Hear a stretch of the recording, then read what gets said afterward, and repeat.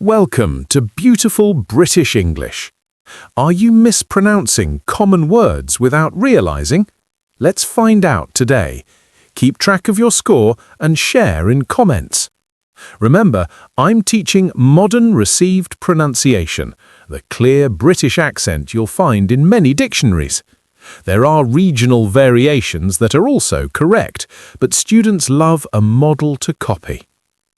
Before we begin, if you're wondering how good your pronunciation is right now, beginner or advanced, I've created a completely free online pronunciation level test.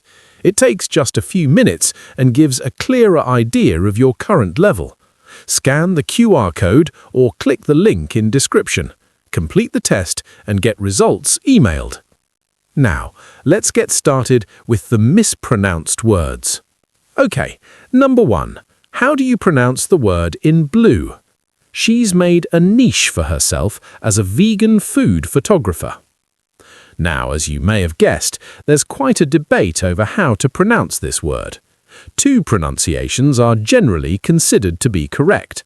Niche, that rhymes with quiche, and niche, that rhymes with witch. Can you hear the difference? Niche, with the long E vowel sound ending in sh, and niche, with the short I vowel sound ending in ch, as in cheese. Niche, niche. Now, can you guess which one I use? I say niche, and this pronunciation is much more common in British English. To me, it just sounds a bit nicer. Niche, niche, niche, niche. Go with whichever you prefer. Okay, number 2. How do you pronounce the word in blue here? The coastal towns are vulnerable to flooding. Okay, this is a hard one, but there are a couple of accepted pronunciations. We have vulnerable, vulnerable, with 4 syllables, or vulnerable, vulnerable, with just 3. Vulnerable, vulnerable. Which one that you think I favour? I prefer 3 syllables. We love getting rid of vowel sounds in the middle of words like this. Think comfortable and vegetable and chocolate. But vul, that consonant cluster, is quite a mouthful. Vulnerable, vulnerable. So some people get rid of it and just say vulnerable or vulnerable, with or without the l sound. Doesn't really matter. You are going to be understood. What's more important here is the suffix. It's the weak schwa sound, not the strong diphthong a. Vulnerable, not vulnerable. Okay, number 3. How do you pronounce the word in blue? The child gave the teacher a mischievous grin. Okay, I love saying this word, and to me it sounds naughty, which is what it means. Now, it is usually pronounced mischievous, mischievous, with the main stress on the first syllable. However, there's a big debate in the UK. Lots of English speakers mispronounce this word. Mischievous has become a common pronunciation. However, it's not spelt mischievous. There's no extra syllable there in the spelling.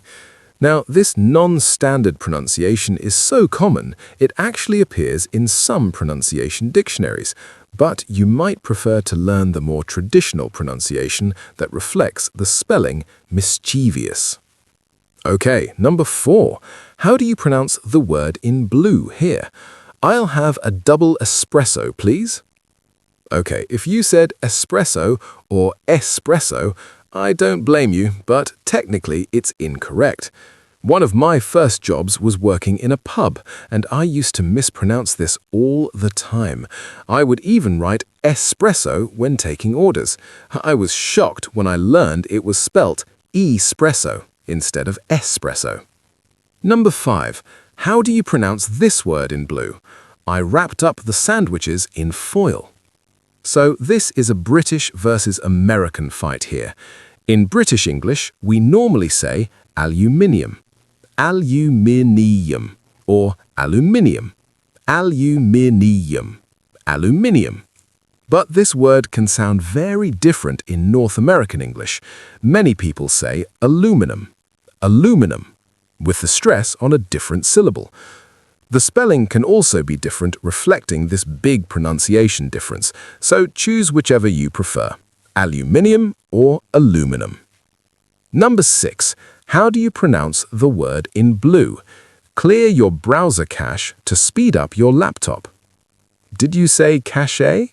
So did I for many years, but it's not right. The correct pronunciation is cache. Just like cash as in money, computer cache and money cache are homophones. These are words that are pronounced the same, but with different spellings and different meanings. I think a lot of people get confused between the word cache here, meaning computer memory, and cachet, meaning prestige. Number 7. How do you pronounce the word in blue here? There's a clique at work that I find really intimidating. Okay, did you say clique with the long E vowel sound, clique? Well, if you did, that is how most Brits would pronounce this word. But in North America, it's often pronounced as a homophone of click, with the short I sound. I favour clique, some people favour click. I wonder which pronunciation you've heard before. Number 8. The word in blue. Oranges are rich in vitamin C. So I say vitamin with a clear, crisp T sound, and I use the short I vowel twice. Vitamin, vitamin. In North American accents, you'll often hear vitamin or vimin with the I diphthong and the soft, almost D sound replacing the T sound. It's a flap T. It's not quite the full D sound. Both are correct, it just depends on whether you're aiming for more of a British or North American accent.